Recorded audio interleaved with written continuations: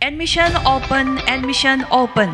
Purnima Kid Foundation Khasajamam Mayai Lekai. Nambol, Bishnupur 795134 Manipur. Admission open P Nursery 2 Class 1. Akaknaba seat oizagani class amada 60 student khaktamak lauzagani.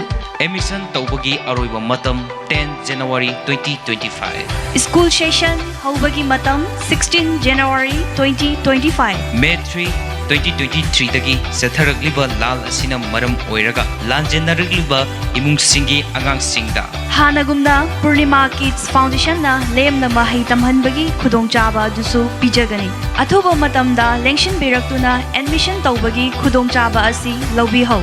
Akupa Moron Gidamak Pijariba number 8132904774 natragana 60099435558.